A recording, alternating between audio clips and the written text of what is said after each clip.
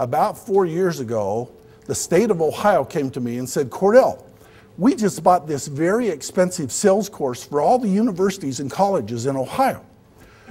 Could we pay you to take that sales training and go teach all the universities and colleges?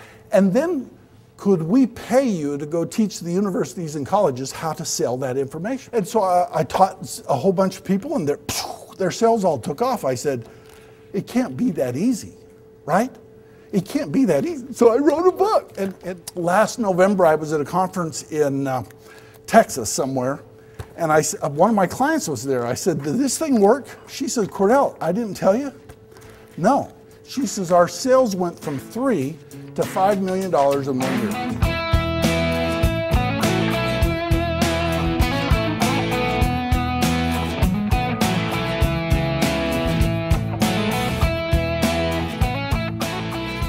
How many of you have been to a place called Chipotle? Anybody here? Chipotle. You can have one item, a burrito, 1,000 different ways. I come home. My daughter says, Dad, you need to take us to Chipotle. I walk through the door and she's dressed in aluminum foil.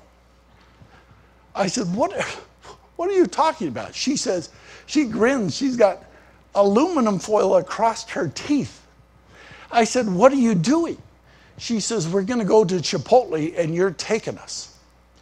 Why am I going to Chipotle's? She's because it's Halloween. If you go into Chipotle dressed up like a burrito, they give you a free burrito. We said to this guy, what are you doing? Why are you guys giving away these $6 burritos for free the whole day? He said, well, we figure it costs us about $1 million in free burritos on Halloween. But he says, nobody knows this. We watch the price of our stock goes up about $5 to $7 million in a course of 1 week as everybody discovers us for the first time. Are you creating customer experiences that people will come for a burrito and come dressed up in aluminum foil so they too can get their own free burrito?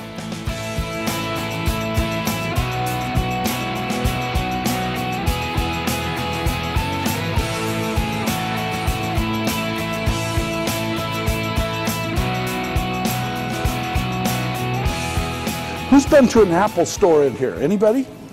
Is that an experience or what? Right? Because we go to this store and I said, I just want an iPod. This guy says, well, do you want it with chrome-plated mud flaps and reverse induberators and all that razzle-dazzle? I said, I want that iPod. So he gets me the iPod. He says, do you want a bag? I don't care. Let me get you a bag. He brings me the bag. The bag is a backpack. So now I put my iPad in my backpack and I put it over my shoulder like every good college-age kid should do.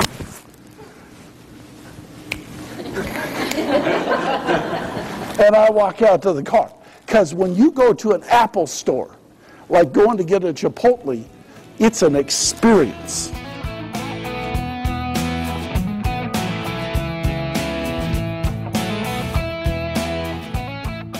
Emotion causes motion. Why I want motivated customers?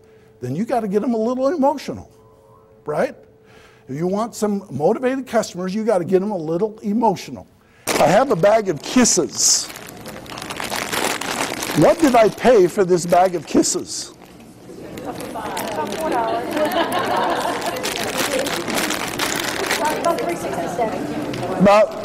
I'm getting about $2.50 to $4, right? Would you give these to somebody as a gift? Yes. Yes? Because guys, I want you to pay attention. If you go to your wife and you say,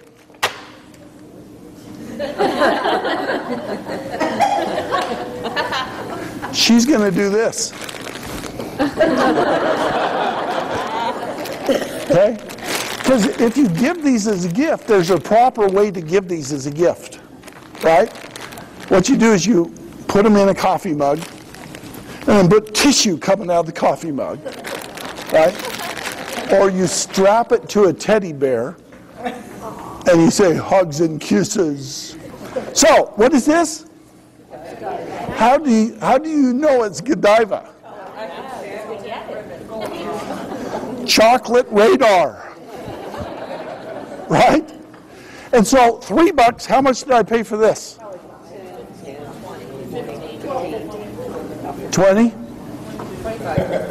25? What's in the box, he says. So, same weight, 10 times the price. Would you give this as a gift? Yes. No, I'd keep it, she says. Because there's a proper way to give this as a gift.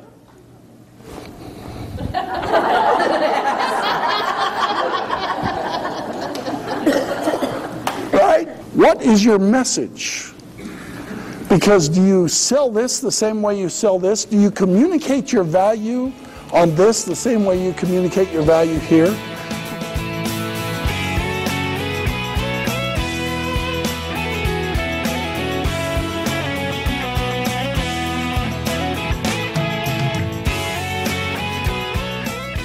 The customer doesn't believe your message when you first contact them.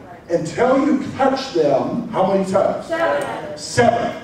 A phone call, that's 1. A postcard, that's 2. An email, that's 3. An article click, that's 4. 7 touches. Quit waiting like a vulture for somebody else to kill it and hand you dinner. Get after it, make it happen, become a cheetah, dominate the jungle. Today, with information so readily available, you're not valued for what you know, you're valued for what questions you know to ask. Now, the customer will not buy until they, now listen to that again, the customer will not buy until they admit they've got a problem. They won't. They've got to say it. If you think you can talk them into submission, that they have a little pole and a white flag they can raise, that won't work. They have to admit they have a problem. So as long as you're talking, they're not buying.